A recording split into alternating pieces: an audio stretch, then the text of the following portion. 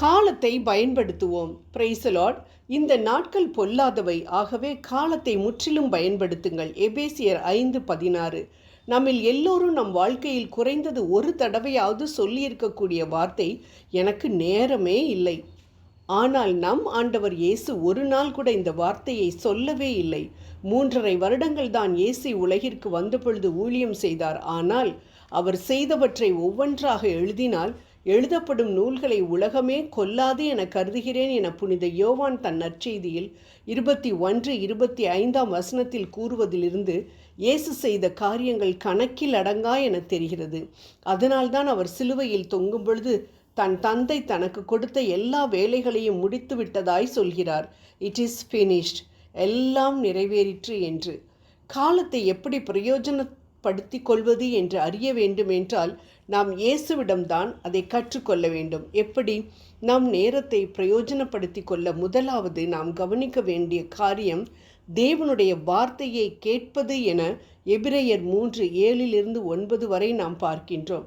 சொல்லப்பட்டிருக்கிறது, எனவே தூய ஆவியார் கூறுவது, இன்று நீங்கள் அவரது குரலை கேட்பீர்கள் என்றால், இன்று அவரது சத்தத்தை கேட்பீர்கள் என்றுதான் சொல்லப்பட்டிருக்கிறதே தவிர இந்த மாதம் இந்த வருடம் என்று சொல்லப்படவில்லை. இன்று என்றால் ஒவ்வொரு நாளும் என்று அர்த்தம். ஆம் அன்பானவர்களே, ஒவ்வொரு நாளும் அவருடைய சத்தத்தை நாம் கேட்க வேண்டும். எப்படி அவர் சத்தத்தை கேட்பது?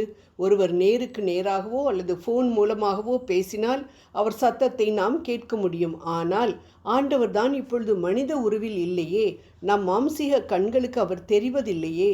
அதனால் நம் செவிகள் எப்படி அவர் பேசுவதை கேட்க முடியும்?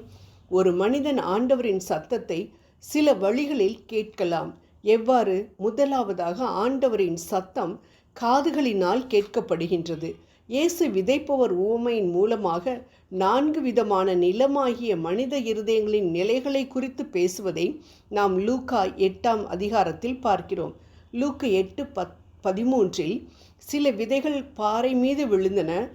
அது ஆண்டவரின் வார்த்தையை கேட்கும் பொழுது அதை மகிழ்ச்சியோடு ஏற்றுக்கொள்பவர்களை குறிப்பதாக இயேசு சொல்கிறார். அதாவது நம் செவிகளில் ஆண்டவரின் வார்த்தைகளை தம் ஊழியக்காரர் மூலமாக, அதாவது அருட்தந்தையர்கள் மூலமாகவோ பாஸ்டர்ஸ் மூலமாகவோ தேவ ஊழியர்களின் மூலமாகவோ அவர் பேசும் பொழுது நாம் அவற்றை செவிகள் வழியாக கேட்கின்றோம். அவை நம் செவிகளின் வழியாக மனதிற்குள் செல்லுகின்றது. அடுத்ததாக அவருடைய சத்தம் தேவனின் கிரியைகளை, சிருஷ்டிகளை, படைப்புகளை நாம் காண்பதின் மூலமாய் கேட்கப்படும்.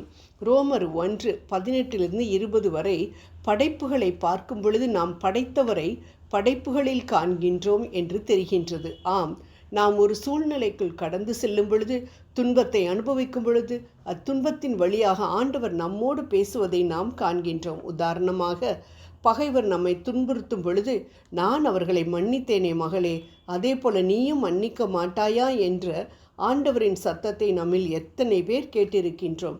அடுத்ததாக அவருடைய வார்த்தையை வாசிப்பதின் மூலம் நாம் அவரின் சத்தத்தை கேட்கின்றோம். திருவெளிப்பாடு 1:3. ஒரு பிரமித சகோதரர் அனைவராலும், ஏன் தன் குடும்பத்தினராலேயே அதிர்ஷ்டம் கெட்டவன் என்ற முத்திரை குத்தப்பட்டு ஒதுக்கப்பட்டதினால் மனமுடைந்து தற்கொலைக்கு முயன்ற பொழுது எதிர் வீட்டில் தொங்கிக் கொண்டிருந்த கேலண்டரில் எழுதியிருந்த வழியும் உண்மையும் வாழ்வும் நானே, என் வழியாய் அன்றி எவரும் தந்தையிடம் வருவதில்லை, யோவான் 14:6 என்ற வார்த்தைகளினால் ஈர்க்கப்பட்டு மனம் மாறி இயேசுவை ஏற்றுக்கொண்டார். அதை இன்று உலகம் முழுவதும் சென்று பறைசாற்றி கொண்டிருக்கின்றார். ஆம், ஆண்டவரின் வார்த்தைகள் ஜீவனுள்ள வார்த்தைகள் என்பது எப்பேற்பட்ட உண்மையாயிருக்கின்றது. கடைசியாக தேவன் வெளிப்படுத்துவதின் மூலமாக நாம் அவரின் சத்தத்தை கேட்கலாம். சீமோன் பேதுரு தன்னை நீர் மெசியா, வாழும் கடவுளின் மகன் என சொல்லிய பொழுது இயேசு, எந்த மனிதரும் இதை உனக்கு வெளிப்படுத்தவில்லை, மாறாக விண்ணகத்திலுள்ள என் தந்தையே உனக்கு வெளிப்படுத்தியுள்ளார் என கூறுவதை நாம் மத்தேயு 16:13-17 வரை நாம் பார்க்கின்றோம். ஆகவே அன்பானவர்களே, ஆண்டவரின் சத்தத்தை இப்பொழுதே கேட்போம், வெற்றி பெறுவோம். ஜெபம் செய்வோம். அன்பின் ஆண்டவரே, நாங்கள் உமது வார்த்தையை எங்கள் செவிகளில் கேட்கவும், உமது படைப்புகளை பார்ப்பதின் மூலம் சத்தத்தை கேட்கவும், வார்த்தைகளை படிப்பதின் மூலம் சத்தத்தை கேட்கவும், விண்ணக தந்தை உமது சத்தத்தை எங்களுக்கு வெளிப்படுத்த பாத்திரவான்களாக நாங்கள் இருக்கவும் கிருபை புரியும். ஆமேன்.